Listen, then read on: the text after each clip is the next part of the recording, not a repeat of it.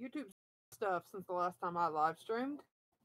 Like, I couldn't even take a photo for a thumbnail or anything beforehand. And I mean, some things I approve of because it asks you to go through certain steps to, put it in the right section, all that stuff, unlike before. So now this one is actually in gaming instead of probably people in blogs like my other ones. So, if you read the title down there somewhere, you know what this is, but Mystery Boosters Convention Edition. It's 15 cards, and for people who have never had one, I'm going to explain to you, and actually explain, I'm just going to read what's in these, because until today, I hadn't seen them either. I've heard of them, but I didn't know anything about them, because you couldn't just find them. But somehow my LGS got some. I assume it's due to certain worldwide phenomenons right now that are kind of detrimental to people gathering in big groups to do things. Anyway, it includes one card from each of the following pools: playtest, rare/mythic, older, common/uncommon, rare or mythic, and then an artifact or land, and multicolored. Booster also includes a combination of 2 common/uncommon cards from each of the following pools: white, blue, black, red, and green. For the full list of possible contacts, magic.wizards.com/product details.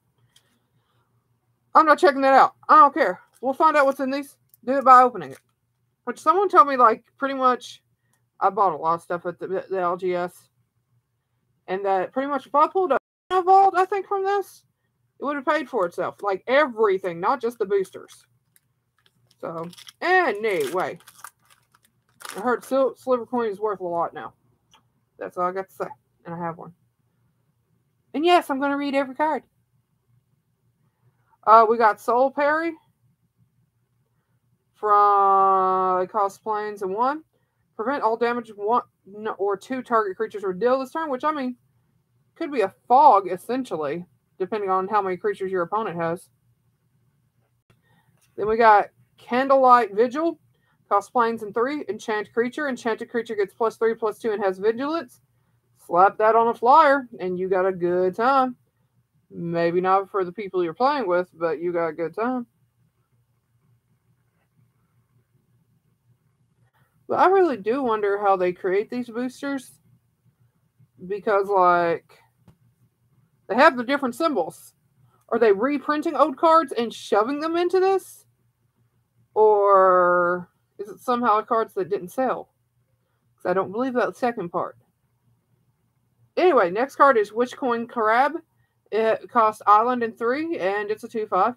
It's just there. And then we've got Aether Trade Winds. Costs Island 2. Return target permanent you control and target permanent you don't control to their owner's hands. But don't get me wrong, some of these cards I'd probably be happy to get again, depending on what I get. We got Ambitious Aetherborn, costs Swamp and 4, has Fabricated 1. When this creature enters the battlefield, put a +1/+1 counter on it, or create a 1/1 colorless servo artifact creature token. And it's a 4/3. Because I like some Aetherborns a lot, And some of these cards, I don't even know what sets they are anymore. I'm old. But I skip sets. Fill with Fright. Cost Swamp and 3. Target player discards 2 cards and scry 2. Look at the top 2 cards of your library. Put any number of them on the bottom of your library and the rest on top in any order. Just in case someone doesn't know what scry is, Another one is Tarkir. Vandalize. It calls Mountain and 4. Choose one or both. Destroy target artifact. Destroy target land. Imagine doing that somehow, you have 5 mana already, and they have 1. Just 1. Or they get the 1 color they need to play, everything in their hand, and bam. It's sorcery, but still, you can screw them up after 1 turn. Then we got Handwire, Handmere. I don't know which language the word's from, so Lancer. It costs Mountain and 2. It has Soul Bond. You may pair this creature with another unpaired creature when either enters the battlefield. They remain paired for as long as you have control of both of them, and as long as it's paired with another creature, both creatures have first strike, and it's a 2/2. And that's from Modern Masters 3. Wasn't that recent? Well, 2017. Well, considering me, that is recent. And I'm sorry about the lighting. I have it plugged up correctly, so it should be charging, which means it should have been brighter. But it's not. I don't know. Then we got Elemental Uprising from Oath of the Gatewatch. I'm really tired of Oath of the Gatewatch because, like, when I came back, it was kind of there all the time, and it still hasn't went away. Oh well. Elemental Uprising costs Force and 1. Target land you control becomes a 4/4 elemental creature with haste until end of turn. It's still land. It must be blocked if able this turn.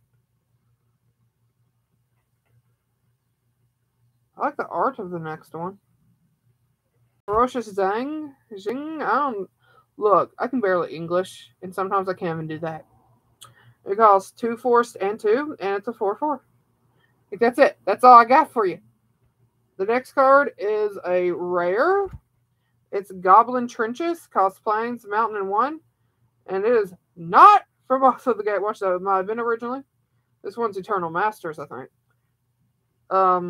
Pay 2, sacrifice a land. But 2 1/1 red and white creature Goblin Soldier creature tokens onto the battlefield. Do you see something missing? Because I do. Where the hell's the rare foil thing at the bottom? I'm going to play the Wizards, not that they're going to do anything, because they're going to be like, how the hell did you get one of these? But beyond the point, but I am going to claim, because it's either one of two things. Either my LGS got seared, which I don't think so. He got it from distributor. Or Wizards is fucking up, which I've heard of them fucking up. Oh well, whatever. We're going to continue on with our cards for the sake of my sanity. We got Foundry Inspector, cost 3. Artifact spells you cast cost 1 less to cast, and it's a 3/2.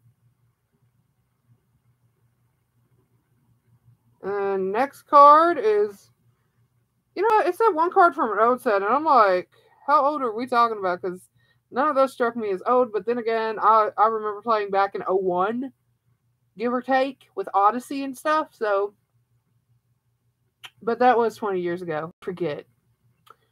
Next card is Recoup, costs Mountain and 1. Target sorcery card in your graveyard gains flashback until end of turn. The flashback cost is equal to its mana cost, and this card itself has a flashback of Mountain and 3. The next card we got is Nissa, Voice of Zendikar. It costs 2 force and 1, and it's a mythic, obviously. It's a planeswalker. Until certain sets, they were all rare mythics. +1, put a 0/1 green plant creature token onto the battlefield. -2, put a +1/+1 counter on each creature you control. I could screw some people up with some slivers with this. -7, you gain X life and draw X cards, where X is the number of lands you control. And she starts with 3 loyalty counters, and this one has a shiny thing. Why doesn't the other one? I'm sorry. And then there's the playtest card called Rawl's Vanguard. And it doesn't have a mana cost at all, not even a 0 up there. And it's a Vanguard, which is a test card, but I don't understand it. Anyway, requirement, your starting deck contains only instant, sorcery, and land cards. Starting hand size +1, starting life total -5. If an instant or sorcery spell you cast, I guess it's something that would just like come into play, like, I don't know. If an instant or sorcery spell you cast would cause you to draw 1 or more cards, draw an additional card. If an instant or sorcery spell you would cast would deal damage to a permanent or player, it does 1 additional damage to that permanent or player. I mean, you can make up for the -5 life total, but that would hurt my soul to play. But I guess if you have enough, life gain, it would be fine. So, whatever. Or if you have enough damage dealing that it wouldn't matter.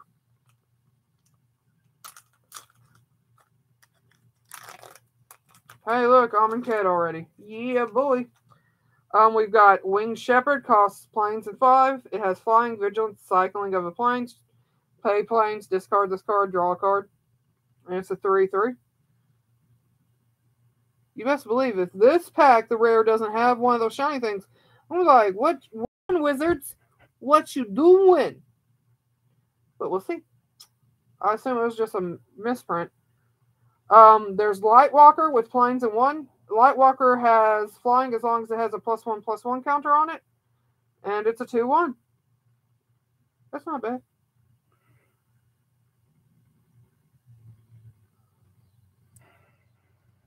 Then we got Silver Gill Adept. Costs island and 1. Adds an additional cost to cast it. Reveal a Merfolk card from your hand or pay 3. When Silver Gill Adept enters the battlefield, draw a card, and it's a 2/1.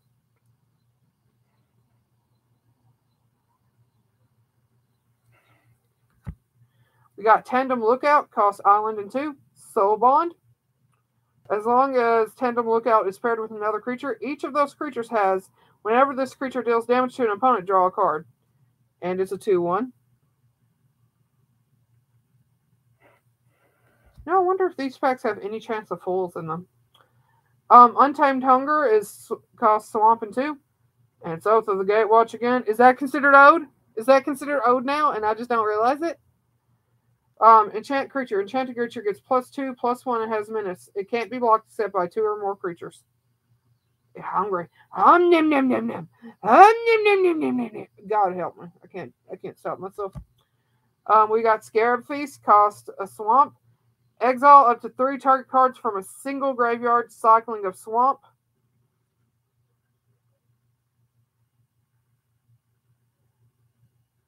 Then we've got Frontline Rebel, costs a mountain and 2. It attacks each combat available and is a 3/3. Then we've got Desperate Ravings, costs a mountain and 1. Draw 2 cards, then discard a card at random. Flashback of Island and 2. You may cast this card from your graveyard for its flashback cost and exile it.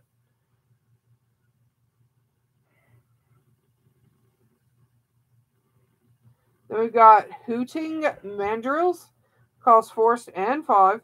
Delve. Each card you exile from your graveyard while casting the spell pays for 1. But not the Force, obviously. It has Trample and is a 4/4.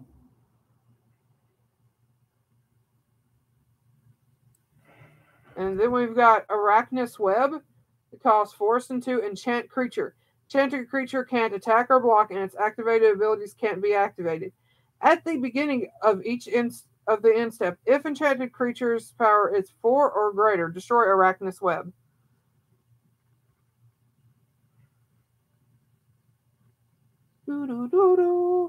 Next card is Migratory Route. It costs island, plains, and 3. Create 4 1/1 white blurred creature tokens with flying. Basic land cycling of 2. Pay 2, discard this card. Search your library for a basic land card, reveal it, put it into your hand, then shuffle your library. I mean, whichever you need more. You know? And then we've got Dreadship Reef. It's a land. You can tap it to add a colorless. You can pay 1, tap, put a storage counter on Dreadship Reef. Pay 1, remove X storage counters from Dreadship Reef. Add X mana in any combination of island and or swamps. You know what? Okay, this next one I accept as rare. As an Ode card because it's from Mirrodin. I remember this symbol. It's the Tower of Aeons. Except for, okay, so this is a reprint, but I don't get why they do it like this, because I know what the Ode cards look like. And it doesn't look exactly like it's supposed to. So, they're reprinting it. I have my answer. Tower of Aeons, it costs 4, pay 8 to tap, you gain 10 life. It's just like, okay, you're getting 10 life. Ah! See, because that Planeswalker symbol in the bottom left, wasn't on cards back then, to my knowledge. Unless if I'm remembering everything completely wrong, which is a distinct possibility with me. So they are just reprinting. So, you know how people complain about the Power 8 or whatever, all these Cards that Wizards won't reprint. Don't trust that. Our next card is Urza's Rage, which is from Commander 15, I think it says. Costs Mountain and 2, kicker of Mountain and 8. Urza's Rage can't be countered by spells or abilities. It deals 3 damage to target creature or player. If Urza's Rage was kicked, instead it deals 10 damage to that creature or player, and the damage can't be prevented. Oh boy! Oh! Hey, but this rare has the shiny. But back in the good old days, they didn't do that. So I understand not doing it with that one. The mirror didn't reprint. For the playtest card, it is Kingdom of Loathing style. That's not what it's called. It's Goldmine. It's a land to tap to add generic. I mean, not colorless. Whatever. Legacy. Tap. Mark one of card names, unmarked nodes. Add 1 mana of any color. This sounds like... I wouldn't put these playtest cards in this for one reason. Unsets. This would be good for an unset. Please, unset. I need more. I need all the unsets. Because back when the last one came out, I was a broke bitch. I need more unsets. Ooh, slivers and unsets. That would be great. Because everyone hates slivers. But in unsets, everything's freaking crazy anyway. So maybe I can dream. Just let me dream. Anyway, that's it for the mystery boosters. I am going to look up about that one card just to make sure. And, whatever. I hope you enjoyed this. I did. I hope you have a nice day and hope to see you next time. Bye-bye.